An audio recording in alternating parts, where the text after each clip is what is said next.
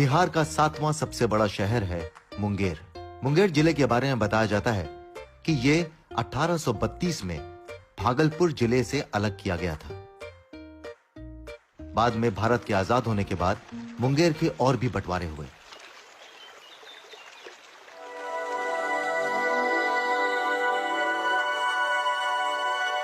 मुंगेर का किला एक ऐतिहासिक धरोहर है।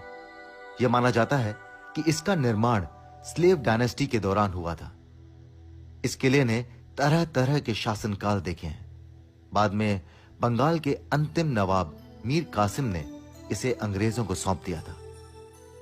गंगा नदी के किनारे बने इस किले में 4 जाने के द्वार हैं। इस किले का एक खास आकर्षण है ये गुप्त सुरंग, जहां से माना जाता है कि अंत में मीर कासिम भागे थे।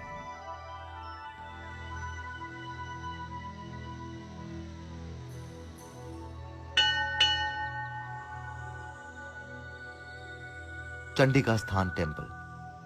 मुंगेर में मां चंडिका का प्राचीन मंदिर एक मुख्य आकर्षण है और मुंगेर में मैंने अपना सफर यहीं से शुरू किया।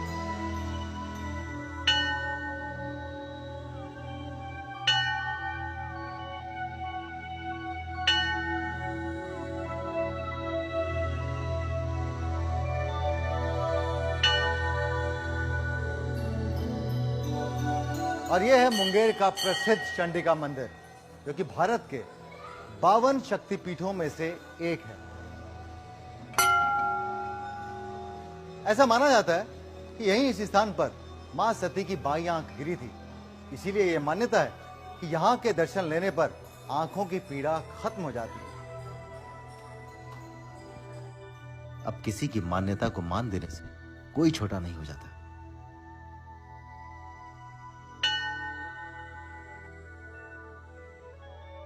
विश्वास और आस्था ये बस शब्द ही नहीं है, ये वो चमत्कार है जो अगर किसी के मन में बस जाए तो फिर कुछ भी असंभव नहीं लगता। और यही आस्था और विश्वास मैंने यहां आने वाले भक्तों की आंखों में भी देखा। वैसे मुझे मेरी आंखों में कोई कष्ट नहीं है इस समय, तो सिर्फ अच्छा ही लग रहा है इनके दर्शन से। पर अगर आपको कष्ट हो, अगर आप मान्यता में बिलीव करते हैं, तो यहाँ आइएगा और इस काजल को आंखों में लगाइएगा। ओम चंदनम वंदे नित्यम पवित्रम पापनाशनम लक्ष्मी वसुदेव।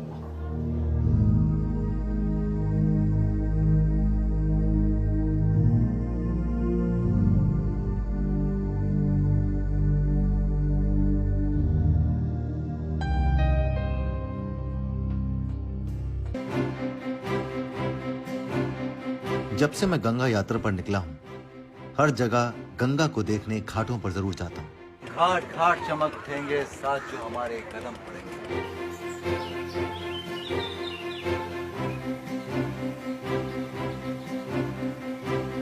आज मुंगेर के गंगा घाट पर आया हूं तो एक और खूबसूरत और शांत घाट देख रहा हूं।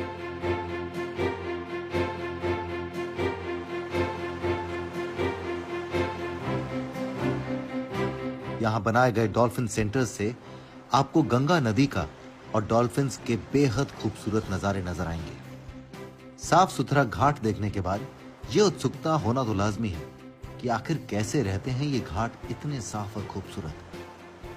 तो बस यही जानने के लिए और यही समझने के लिए मैं यहाँ के सिटी मैनेजर से मिला, जो नमामि गंगे के साथ हाथ से हाथ मिलाकर इन घाटों के रखरखाव और सफाई के काम का बीड़ा उठा रहे। सफाई का जो अभियान छिड़ा है, उसमें बड़े शहरों में तो फिर भी कभी कभी परिवर्तन नजर आता है, लेकिन मजा तो तब आता है जब किसी छोटे शहर में जाओ और आपको परिवर्तन नजर आए।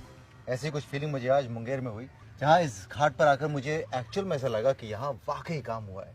आप खुद अपनी आंखों से देख सकते हैं कितनी सफाई है। ये क्या हमेशा से ऐसा था या ये बदलाव पिछले कुछ सालों में आया? यहाँ पे नमामि गंगे के तहत नगर निगम के द्वारा सफाई का विशेष तौर पर ध्यान रखा गया है। यहाँ के 3 महत्वपूर्ण घाट है जहाँ पे ज़्यादा लोग आते हैं।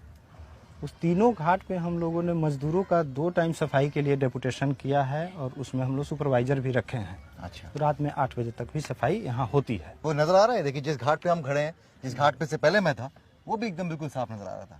तो क्या लोगों में भी जागरूकता आई है? लोगों में यहाँ बहुत कमिटमेंट है जी। हम लोगों ने रेगुलर यहाँ पे कोई न कोई कार्यक्रम नमामि गंगे के तहत कराया है। हमको भारत सरकार से, अपने बिहार सरकार से भी निर्देश मिलते रहता है। सफाई का, स्वच्छता का पखवाड़ा भी चलता है, विशेष कार्यक्रम भी चलता है। तो आपको लगता है कि इसमें कहीं का हमारा भी योगदान है? हमारे शो से भी लोग देख के प्रभावित हो रहे हैं और यहाँ पे कचरा कम कर रहे हैं? निश्चित रूप से आप लोगों के शो का बहुत योगदान है। लोगों में भी ये कमिटमेंट है। तो ये आपने जैसा कहा कि एक्चुअल में साझेदारी वाली बात होनी चाहिए, क्योंकि जैसा आपका योगदान है, जो हमारे मैनेजमेंट है, जो हमारी गवर्नमेंट है, उनका कंट्रीब्यूशन, तो यहाँ पर नमामि गंगे ने और क्या क्या बदलाव लाए? नमामि गंगे के तहत यहाँ 3 घाट का निर्माण हो रहा है जी। एक दुमंता बाथिंग घाट है, करबला बाथिंग घाट है। उस दोनों घाट पे सीढ़ी का निर्माण हो गया है। जी। वहाँ चेंजिंग रूम भी बन गया है। हाँ। आप जिस घाट पे खड़े हैं बबुआ घाट में, बबुआ घाट में भी सीढ़ी का निर्माण हो रहा है। जी, मैं देख रहा हूँ। ये सब नमामि गंगे के तहत ही हो रहा है। दूसरा कि यहाँ जितनी नाला है जो गंगा में गिरती है, जी। तो वैसे नाले को स्क्रीन भी किया गया है। अच्छा, सफाई नाले को मतलब नाले स्क्रीन को किया, पानी स्क्रीन को साफ किया गया करके। है कि कोई भी कचरा यहाँ नहीं जाएगा। और भारत सरकार की QCI ने, क्वालिटी कंट्रोल ऑफ इंडिया की टीम ने ये सर्वे किया और उसके सर्वे में यह रिपोर्टेड है कि मुंगेर में गंगा में कोई कचरा बहता हुआ नहीं पाया ये गया। आश्चर्य वाली बात है, क्योंकि वाकई में इस पानी में कहीं कोई बोतल तैरती हुई नजर नहीं आई, नहीं। मुझे कहीं कोई पॉलिथीन तैरता हुआ नजर नहीं आया। चलिए, बहुत बहुत शुक्रिया। आप अपने काम को है, जो जिस तरह का काम कर रहे हैं, उसी काम को उसी स्पिरिट के साथ में आगे बढ़ाते जाएं, गंगा और साफ सुथरी होती जाए, यही मेरी मनोकामना है। बहुत बहुत शुक्रिया। थैंक्स।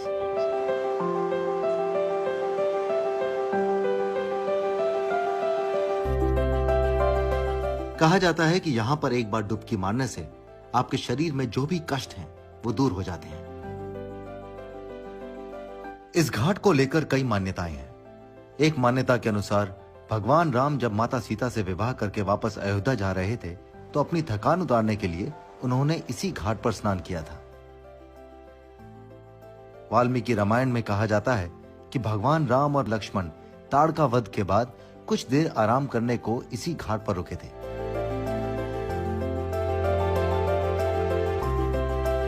तो मुंगेर बड़ी काम की जगह है, खासकर उन लोगों के लिए जिनमें आस्था है।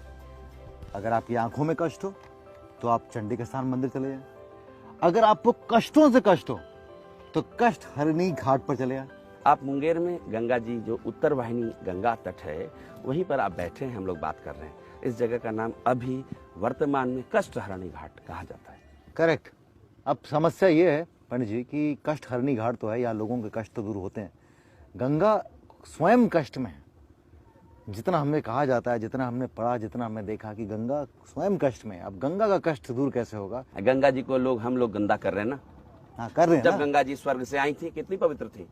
Each and every person has to be take precaution. माँ है मेरी, माँ की पवित्रता की बात करेंगे, स्वच्छता की बात करेंगे। यही हमें करना है, यही हमें करना है जो उन्होंने कहा अभी कि जो करेगा गंगा को गंदा, उसका जिंदगी रहेगा एकदम मंदा। शुक्रिया, बहुत बहुत शुक्रिया।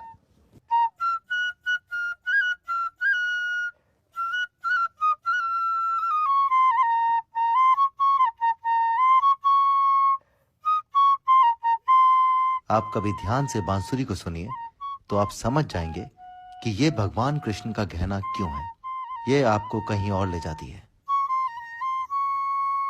शांति और सुकून की अगर कोई परिभाषा है तो शायद यही है।